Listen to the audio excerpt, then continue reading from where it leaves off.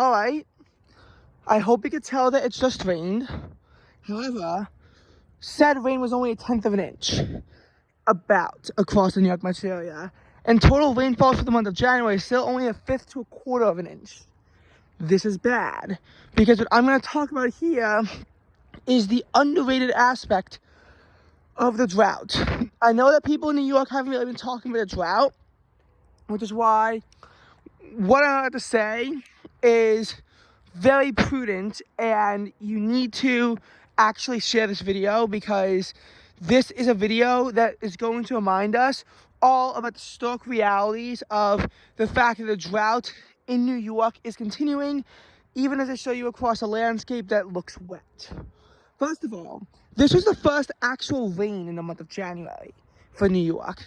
There have been 2 events, one on January 6th, one on January 11th, that brought a light coating of snow to the area, but there was no precipitation that came down as rain. We came close on January 1st. Bridgeport had rain, but by everywhere else, the thunderstorms on New Year's Eve that actually brought between 1/2 and 3/4 of an inch of rain, they had already cleared out by that point. They had already, cleared out by that point, and that was that. And obviously, January's been a cold month, but it's also been a very dry month. That's why snowfall totals across the area for the month of January are low.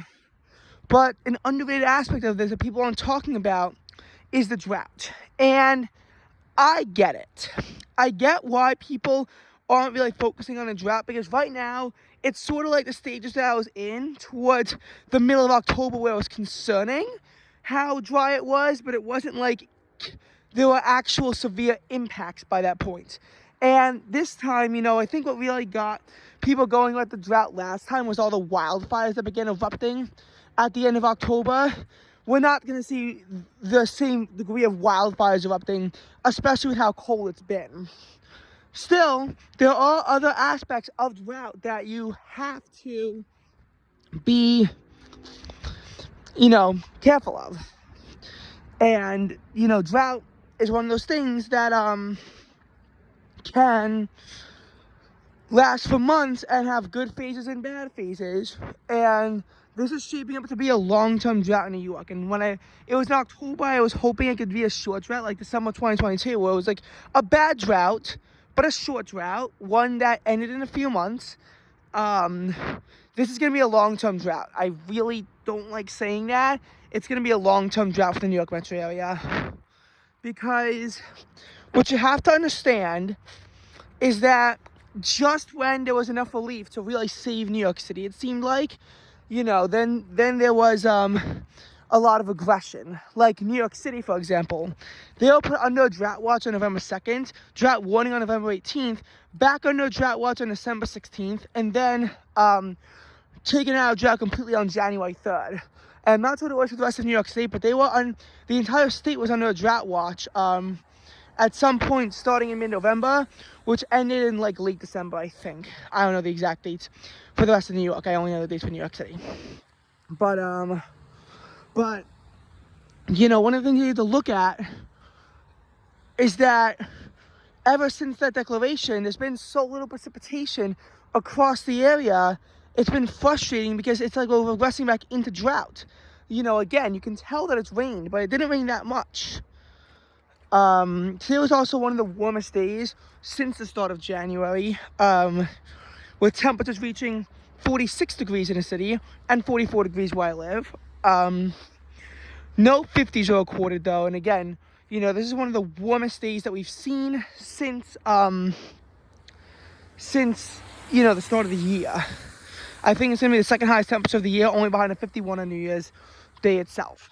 Now, as I was saying about the drought, there's still more long-term aspects that you have to think about.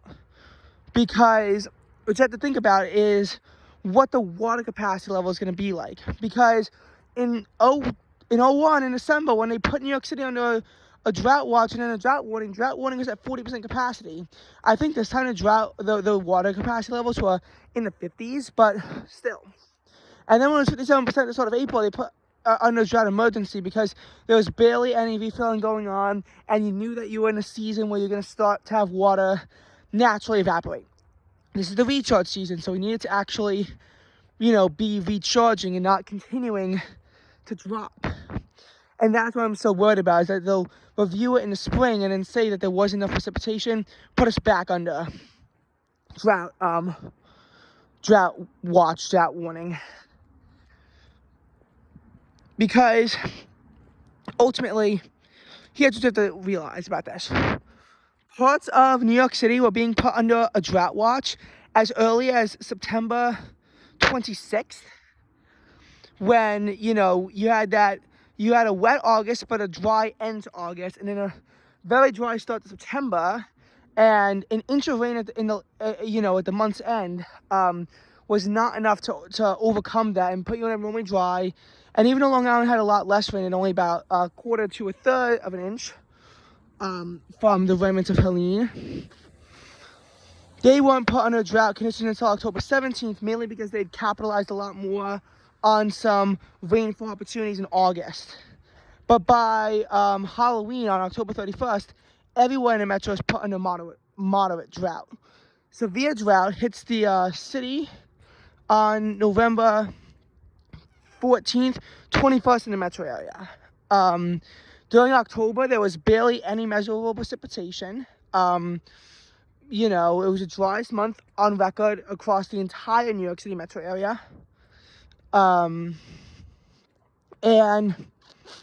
in November, even though there was that rain that dropped a fifth of an inch, it wasn't really enough. Now, the 21st is when fortunes began to improve, but it wasn't until, I think, the 19th drought monitor update where they took the region out of severe drought and back into moderate drought, because even though, you had that 2-inch rainstorm from the 21st to 22nd, and then another inch of rain around Thanksgiving, and then just quite a bit of rain after that, in December, it took until, you had that stretch in mid-December of about 2 inches of rain for them to really put us down. And parts of Long Island are now in the abnormally dry category, but most of the metro is still in moderate drought. And, again, the declaration is made on November 2nd after realizing the driest month on record, with only 0.01 inches of rain at Central Park. The drought warning is made after, even after the fifth of an inch of rain, after you're still realizing you had 0.19 inches of rain, because the fifth was an approximation, over like 7 weeks at that point. And then when you got back, it was when there was another inch rainstorm in the city after you just got off of a rainstorm of an inch. And then it took you out of the warning when the month ended with about 1.5 inches of rain from multiple separate storms. So that's what, ended the concern in the city, but it's been pretty dry ever since. It's been quite dry ever since.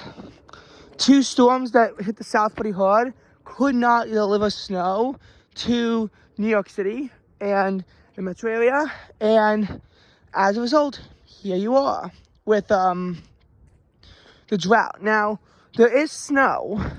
They're forecasting around 5 inches in the city now, thanks to heavier banding. But I'm more concerned about the precipitation front, and I hear it's about 1/2 inch of precipitation of liquid equivalent, and that's good. In this case, a higher ratio of 5 inches of snow is much better than a lower ratio of 5 inch snow. You want more moisture within the snow, because this way it'll help the grass a lot more and push New York City close to 1 inch on January. Now, do I think that New York City is going to hit 1 inch on January? I don't think so. The Tuesday into Wednesday snow chance looks like it's going to completely just wreck Louisiana. Looks like it's going to miss New York City to its south. Looks like it's going to miss the city to its south. And, while there's a chance on that one, it's not exactly the most likely chance. I don't know when they're forecasting another storm, whether it be rain or snow after that. So it's going to be a dry January. February looks like it's going to be warm and wet. So hopefully February can provide a bit of drought relief. I know the last 2 Februarys have been quite dry, the last 2 Februarys, but maybe February 2025 can be, you know, just like moderately different. And,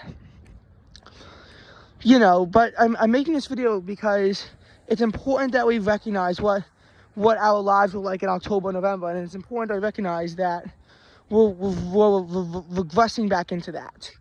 It's like the deficits in September 1st are really, if you go back to August 20th, those deficits are quite damning.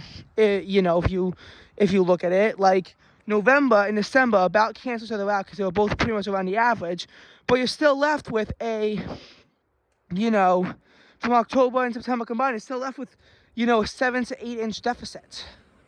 Add in the final part of October, your deficit probably grows to in the 8 to 9 inch range. So there's definitely a severe deficit of rain since September 1st.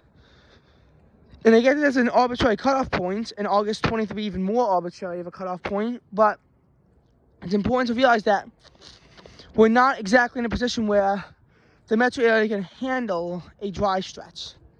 They're just not. So even though the snow is nice, you're ideally hoping for snow that has more water in it, even if it doesn't have higher totals. And mixing, while it cuts into your snowfall accumulations, and that sucks, it's better than nothing. Rain even is better than nothing. Anything that will help to quell the drought is good, because there may not be very many more opportunities for this. As for the snow itself, just one final note.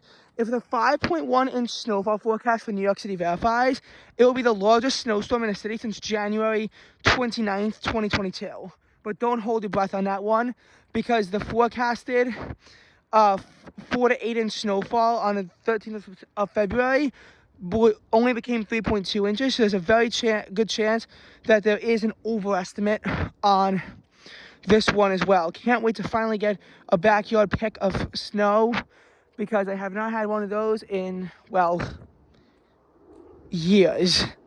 I was a bit, or at least of good snow, because again, I was a bit lazy on some of the storms in 23-24.